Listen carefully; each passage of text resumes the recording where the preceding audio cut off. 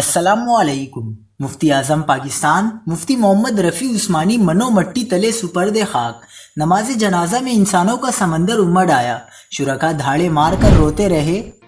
تازہ ترین ویڈیوز کے لیے چینل کو سبسکرائب کر کے بیل آئیکن اور آل نوٹیفیکیشن پر کلک کریں۔ آپ کو بتاتے چلے کہ مفتی اعظم پاکستان و صدر دارالعلوم کراچی مفتی محمد رفیع عثمانی کی نماز جنازہ اتوار کی صبح مفتی محمد تقی عثمانی کی امامت میں ادا کر دی گئی۔ ملک بھر سے ہزاروں علماء کرام اور شہر و گرد و نواح کے ہزاروں طلباء، مولانا فضل الرحمان، گورنر سندھ سمیت سیاسی جماعتوں کے رہنما شریک ہوئے۔ مفتی اعظم پاکستان مفتی محمد رفیع عثمانی 2 برس تک عارضہ میں مبتلا رہنے کے بعد انتقال کر گئے تھے۔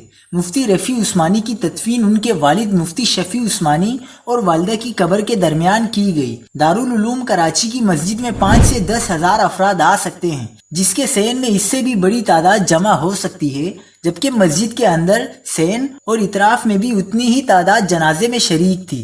اس کے علاوہ شارع دارالعلوم اور باہر چورنگی تک لوگ لائنوں میں موجود تھے، جبکہ جنازے کا وقت 9 بجے تھا اور لوگوں کی مسلسل آمد کے پیش نظر جنازہ 9:17 پر ادا کیا گیا۔ مزید خبروں کے لیے دیکھتے رہیے حق پاکستان نیوز۔